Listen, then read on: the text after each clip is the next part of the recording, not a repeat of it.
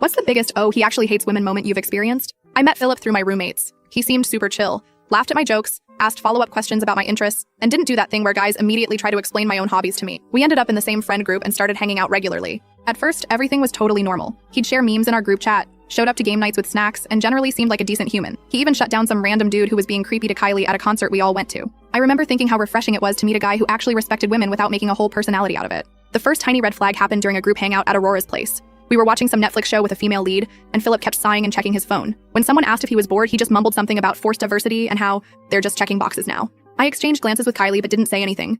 It felt off, but not enough to make a thing about it. When a girl in our extended friend circle got promoted, he suggested she probably had other ways of impressing her boss. When I mentioned being frustrated about some guy catcalling me, he laughed and said I should take it as a compliment because someday you'll miss the attention. Each time I'd feel this little twinge of discomfort, but then rationalize it away because hey, nobody's perfect, right? Then came this road trip 6 of us took to a music festival 3 hours away. I ended up in Philip's car with Rodney while the others drove separately. About an hour in, Rodney fell asleep in the back seat, and Philip clearly thought this was his chance for real talk. It started with him asking about my dating life. Normal enough question, but when I mentioned a recent awkward Hinge date, he launched into this whole thing about how dating apps have ruined women by giving them too many options. He kept saying stuff like how girls these days are too picky and don't appreciate good guys anymore. The way he said girls made my skin crawl. I tried changing the subject, but he was on a roll. He started ranting about his ex, who apparently trapped him in a relationship for 2 years, then got increasingly bitter, talking about how women are naturally manipulative and programmed to use men for resources. All this time, I'm just sitting there, literally trapped in his car on the highway, trying to figure out how this was the same guy who seemed so normal before. The whole vibe had shifted, and I suddenly felt super aware of being alone with him,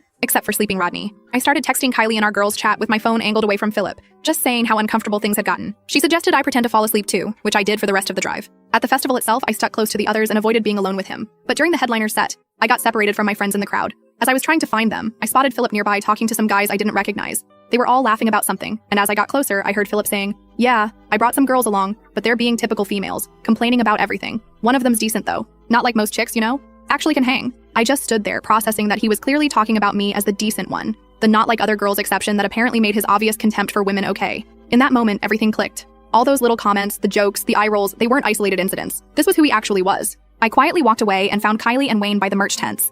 I didn't even tell them what happened until the next day. Honestly, the worst part wasn't even the things he said, but realizing how completely I'd misjudged him. For months, I'd been giving benefit of the doubt to someone who fundamentally saw me and every other woman as lesser. The drive back was awful. I made sure to ride with Wayne instead, claiming I got carsick in Philip's car. We've all slowly distanced from him since then, though he seems oblivious as to why. Occasionally he'll still send something in the group chat, but most of us leave him on red now.